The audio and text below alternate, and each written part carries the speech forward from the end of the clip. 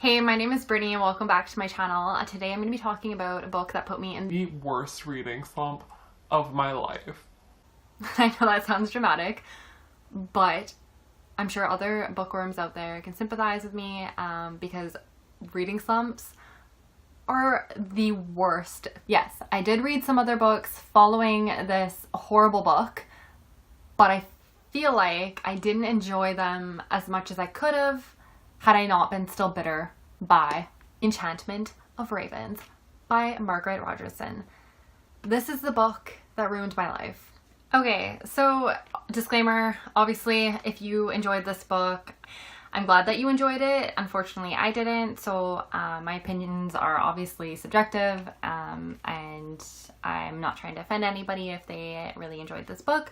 In case anybody does want to read it, I'm not going to be putting spoilers in this video, but I will link my review on Goodreads down below. And obviously if you have any questions about it or if you're like dying to know what happens, you can of course message me on Goodreads. So the way that I'm going to be reviewing this book in this video is I'm going to be talking about the world building, the writing style, the character development, the overall plot, and the issues that I had with all of these things and why I really didn't enjoy this book. So on Goodreads, this currently has a 3.65 average rating, and it is 297 pages of boring content. It is also categorized as YA, a romance-themed standalone book, and it has fantasy elements and it's incorporated fairies into it, and I think that's one of the reasons why I was so intrigued and so excited to pick up this book. The book that I'm holding up is from my library.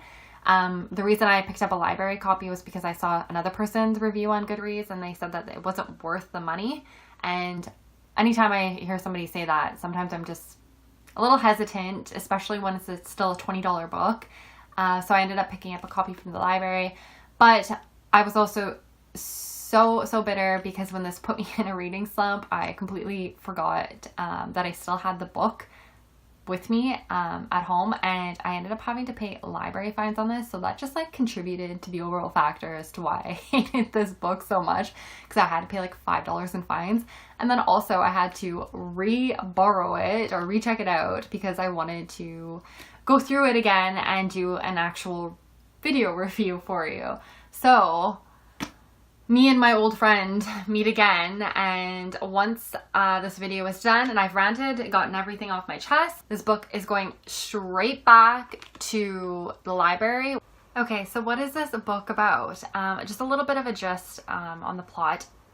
Essentially, it's about two main characters. The female protagonist in this is named Isabel. She is a mortal, and we also have a second male protagonist in this, and he is Rook, and he is the Autumn Prince, and he is also a fair folk. And fair folk are creatures that they can't do anything such as baking or writing or drawing, so they pay humans, mortals, to do these things for them, and they reward them with enchantments. So magic. They'll gift you with something through magic. And Isabel is an extremely talented portrait painter. So she uses this to her advantage, and she paints for these fair folk creatures, and the enchantments that they reward her with, she uses them to protect her and her family and her home. Because a lot of these fair folk creatures, they aren't good at all, and they usually have some sort of ulterior motive that they want to trick you with their enchantments. And one day, Rook, the Autumn Prince, happens to come along and asks Isabel to paint a portrait of him, and the story kind of takes off from there because she happens to paint moral sorrow in his eyes, and it's a human emotion that the fair folk aren't very fond of. It shows weakness, and he's upset with her. He wants to take her to his court and charge her for her crime. And as he has basically taken her captive to his court, their journey begins, and they run into some unfortunate characters along the way, and a romance starts to blossom. And that is basically what is going on in this book. The writing style. I guess if I could compare it to something, I would say that it is pretty lyrical. One of the things and one of the issues that I had with this book is it reminded me a lot of The Bird and the Sword, which is by Amy Herman, and that is my all-time favorite book. And I felt like this was a low-key ripoff of that book. And like nothing will ever compare to that book. Ever. But this reminded me of that. It's almost like, who knows? I don't want to ever just go out and say like this author ripped off this person's idea, because that's not something that anyone should take like lightly and, you know, spread kind of rumors like that. But I will say that it did remind me of that, and I think that's maybe why one of the reasons I was disappointed with this is it was an unoriginal story. I had kind of read something that was pretty similar, and like, let's face it, a lot of YA stories are kind of like rehashed, and a lot of them seem to be unoriginal, and it's always wonderful when we read YA books that are nothing like we've ever read before. But like, this was just such a generic storyline that even though it felt like it was kind of pulled from another book, the author could have done so much with it, and she didn't. Also, the world building in this book was probably one of my biggest qualm I had with it. It was just overly detailed.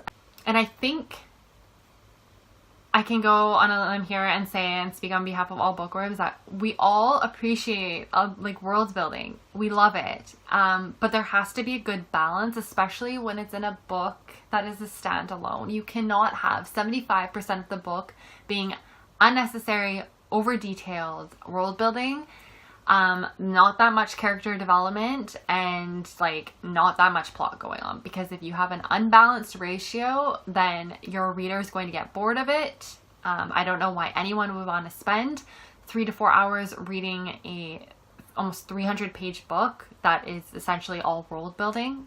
That is unnecessary. And because I found myself skimming a lot while I was reading this, because there would be 2 pages that would go by and it would just have been the author describing in painful detail a flower. And I'm like, why is this necessary? Why do you have to spend 2 pages talking about a flower? I don't really care.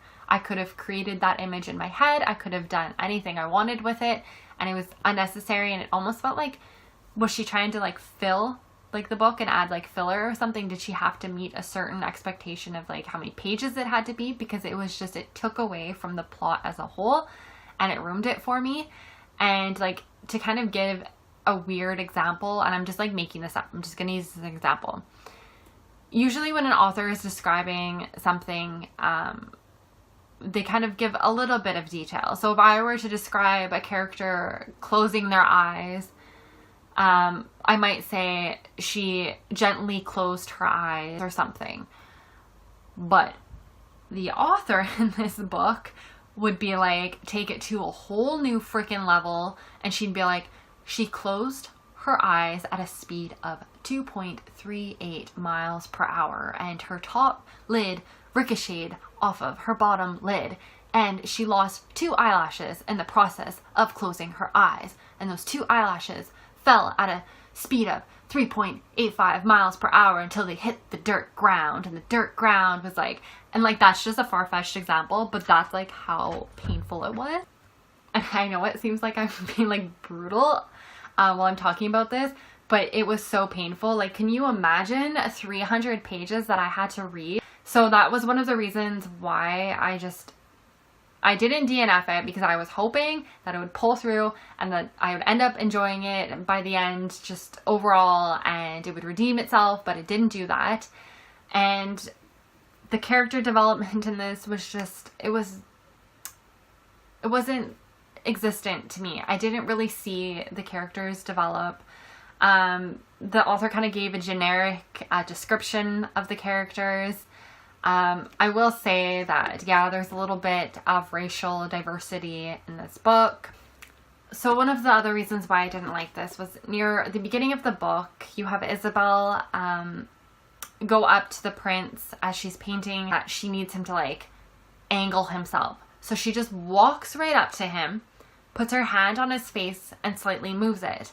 And he doesn't freak out. He's not like, what the hell did you put your hands on me? I didn't give you permission to do this. He's like, okay. And I think they kind of had a little bit of an intimate moment, and she like blushed or whatever and goes back to like painting him.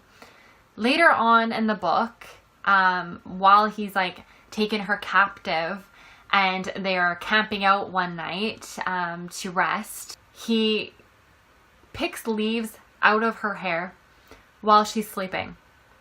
Mind you, he didn't ask permission to pick these leaves out of her hair. And I honestly, honest to God, guys, I was actually laughing so hard to the point that I was crying because I could not believe this. And I feel like maybe that it was like an ulterior kind of agenda. Maybe the author kind of incorporated into her book that with this whole Me Too movement, you know, no touching, like without, you know, consent. And I totally am all for that. But it needs to be not contradictive. Like, you cannot have the main female character go up to the guy and touch him without him saying it's okay, and then the guy going up to the girl and touching her even though he had no consent. And the reason why this pissed me off was because she flipped out on him and said that he basically had no business touching her.